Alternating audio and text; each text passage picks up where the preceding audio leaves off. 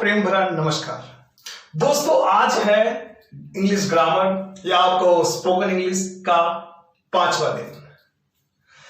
हमने पहले दिन से लेकर और चौथे दिन तक या मैं कहूं तो 4 वीडियो में अब तक चैनल पे डाल चुका हूं। हमने बहुत सारी बेसिक्स बातें सीख ली हैं, जैसे कि पहले दिन हमने सीखे थे ही शीट वगैरह, प्रोनाउंस वगैरह। फिर हमने WH क्वेश्चंस वर्ड्स हमने सीखे थे। फिर हमने वर्ब की भी बात की। आज हम बात करेंगे सबसे बड़ा टॉपिक, सबसे इंपॉर्टेंट टॉपिक, और ये टॉपिक कईयों को बहुत हार्ड लगता है लेकिन नहीं है, बहुत इजी है। अगर आपके फंडामेंटल्स एकदम स्ट्रांग हैं तो सब चीज आपको आसान लगेगी। चलिए आज का जो टॉपिक है वो बात करेंगे हम टेंस की। टेंस को हिंदी में कहते हैं काल। क्या कहते हैं? काल। अच्छा, इसको सीखें उससे पहले कुछ बेसिक्स बातें सीखते हैं। आखिर सेंटेंस कैसे बनता है? जैसे मैं आपसे कहूं कि खिचड़ी कैसे बनती है तो आपको आती होगी कि भाई चावल ले लो, आलू डालो, मटर डालो, फिर और सब्जियां भी डाल सकते हैं, पूरा पुलाव फर्स्ट क्लास खिचड़ी बना सकते हैं। यदि मैं आपसे कहूं सेंटेंस कैसे बनेगा तो उसमें भी कुछ पुलाव, उसमें भी कुछ मसाले डालने पड़ेंगे, चावल के अंदर आलू डालना पड़ेगा, कुछ वेजिटेबल्स डालने पड़ेंगे। वैसे ही बात की भी होता है, लेकिन मैं आपको इतना डेप्थ में लेके जाऊंगा तो अभी घबरा जाओगे। स्टार्टिंग है ना ये सब, पहले कुछ बेसिक्स आ जाने चाहिए। तो मैंने सोचा है टेंस को मैं पढ़ाऊंगा सिंपल वाक्यों द्वारा, कुछ सिंपल सेंटेंसेस द्वारा। अब आप पूछेंगे सिंपल सेंटेंसेस क्या होते हैं? चलो थोड़ा प्रकाश डालते हैं उस पर। जनरली एक वाक्य बनाने के लिए आपको क्या क्या चाहिए? Subject, verb, object, complement, adverb, right. ये कुछ वर्ड्स हमको चाहिए होते हैं, इसके अलावा ही वर्ड्स होते हैं, हम सीखेंगे धीरे धीरे धीरे धीरे। तो जनरली आपको एक सिंपल वाक्य बनाना है तो कम से कम क्या चाहिए? कम से कम, राइट, कम से कम क्या चाहिए? कम से कम हमको चाहिए होता है सब्जेक्ट और वर्ब। अब आप बोलेंगे सब्जेक्ट क्या होता है? वही जो स्कूलों में सीखते हैं, इंग्लिश, मैथ, साइंस। नहीं, इंग्लिश के अंदर आता है सब्जेक्ट, कर्ता, राइट। ये कौन होता है? ये जनरली होता है या तो नाउन या तो प्रोनाउन। आप कहेंगे सर नाउन प्रोनाउन तो आपने सिखाया ही नहीं सिखाया। मुझे मालूम, जानबूझ के नहीं सिखाया, क्योंकि बच्चे फिर उसमें उलझे रह जाते हैं, वाक्य बनाना सीखते नहीं है। मैं सबसे लास्ट में सिखाता हूं ये सब। This is my style of teaching. Subject क्या होता है? आप इतना मान के चलिए, जो मेरा पहला वीडियो था उसमें जो भी हमने वर्ड सीखे वो यूज होंगे, प्रोनाउन या कुछ नाउन। नाउन अपने आप में बहुत बड़ा कॉन्सेप्ट है, लेकिन आप खाली इतना याद रखिए, नाउन मतलब नाम, किसी भी चीज का नाम, बस इतना मान के चलिए। और साथ में आपको चाहिए वर्ब। वर्ब पे तो हमने 2 वीडियो बनाए और आपने डेप्थ में देखे हुए हैं कैसे कैसे हैं। चलो एक वाक्य बनाते हैं। जैसे यहां पे लिखा है ही गोज, तो ही यहां पे क्या है? सब्जेक्ट है, और गो क्या है? यहां पे वर्ब है, लेकिन साथ में ईएस लग गया। तो मुझे बताओ कौन सा वर्ब है? करवाया ना इसके पहले, V1, V2, V3, V4, V5। He goes, he goes का मतलब होता है वह जाता है। मीनिंग बन रहा है? यस। चलो एक और लेते हैं। He is going. ही क्या है? सब्जेक्ट है, इसको शी कर लो। शी, सॉरी, इसको ही रहने देते हैं, इसको शी कर लेते हैं। शी इज गोइंग, तो शी यहां पे क्या है? सब्जेक्ट है, करता है, राइट। इज गोइंग, तो आपको मैंने सिखाया था गो। गो क्या है? वर्ब है। आईएनजी लग गया तो कौन सा हो गया? V1 हुआ? नहीं। V2 नहीं। V3 नहीं। V4, ये क्या है? V4। फिर आप कहोगे सर ये क्या है? ये छोटा बच्चा कौन आ गया बड़ों के बीच में? ये है हेल्पिंग वर्ब। अब याद आया होगा मैंने क्यों करवाया आपको हेल्पिंग वर्ब। देखो पास्ट के सारे वीडियो देखोगे, एक लिंक बनेगा, एक चेन बनेगा, तब सारी बातें आपको समझ में आएंगी। तो इज हेल्पिंग वर्ब है, गोइंग मेन वर्ब है, subject helping verb main verb. She is going, वह जा रही है, मीनिंग आ गया ना। इसको लेते हैं ही हैज गॉन। ही की जगह कोई नाम लिख दो, कोई भी नाम बोल दो मुझे।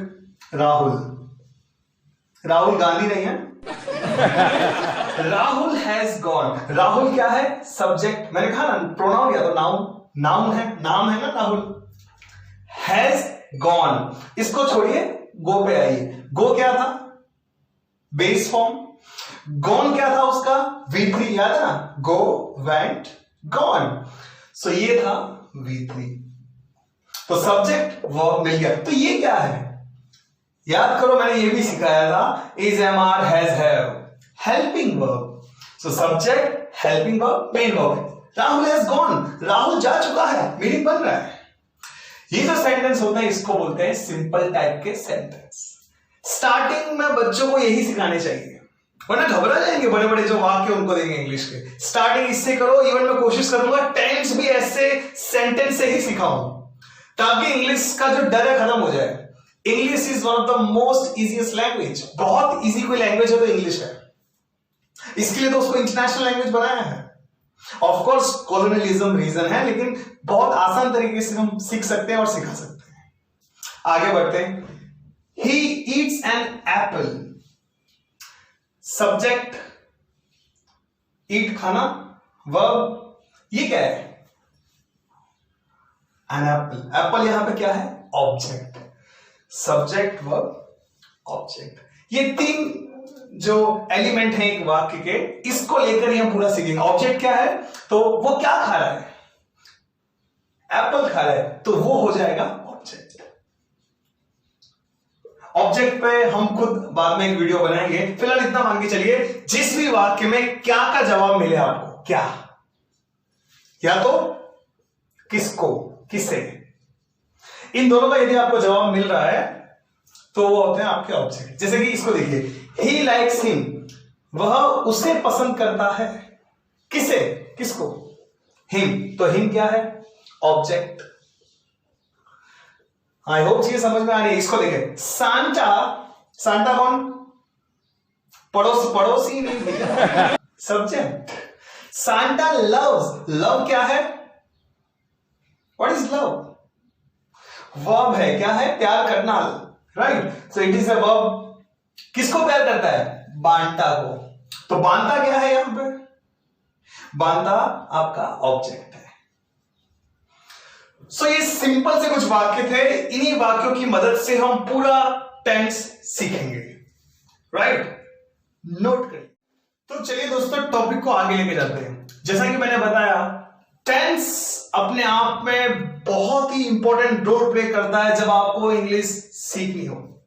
टेंस उतना ही इंपॉर्टेंट है जैसे आपने कभी फर्स्ट क्लास घर पे बिरयानी बनाई हो और आप गलती से नमक डालना भूल गए हो।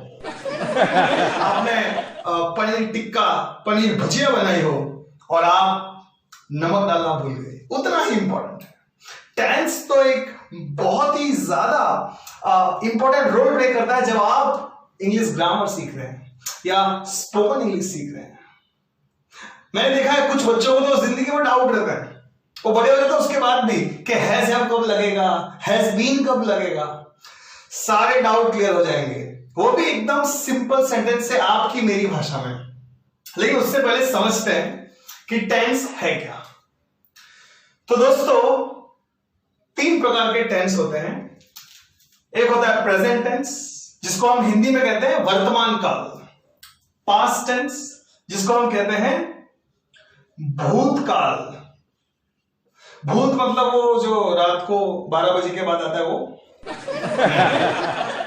भूत वो जो बीत गया हो। और फ्यूचर टेंस मतलब होता है भविष्य काल, जो आने वाला हो, जो फ्यूचर की बात होती है, राइट? तो चलिए एक उदाहरण से समझते हैं। ऐसा मान लो ये है आपके दादाजी। कौन है आपके दादाजी? वही जो गांव में रहते हैं। और आपके दादा के थे 3 बच्चे। प्रेजेंट टेंस आपके पापा, पास्ट टेंस छोटे वाले चाचा, और फ्यूचर टेंस उससे भी छोटे चाचा। आपके दादाजी कौन? टेंस। दादाजी के 3 बच्चे, present tense, past tense, future tense. और उनके जो 3 बच्चे थे उनके 4 और बच्चे। फैमिली का ग्राफ देखिए कैसे बढ़ रहा है, राइट? तो मतलब जो आपके पिताजी थे जिनका नाम है प्रेजेंट टेंस, समझने के लिए देखो हंसी मजाक के साथ पढ़ते हैं तो लंबा याद रहता है। आपके पिताजी जो थे प्रेजेंट टेंस, उनके 4 बच्चे, जो सबसे बड़ा बच्चा था वो बड़ा सिंपल है एकदम, साफ होते बड़े बच्चे, सिंपल एकदम, उसका नाम है सिंपल प्रेजेंट टेंस। समझ में आ गया आपको? सादा वर्तमान काल, ट्रिक याद करवाने की। जो दूसरा सब टेंस है उसके अंदर, उसका नाम है प्रेजेंट कंटिन्यूअस टेंस। जो दूसरा वाला भाई है ना आपका, वो कंटिन्यूस मतलब अभिक्रिया चालू है, चालू है। आपको ऐसा मान के चलना है वो थोड़ा होशियार है, चालू है।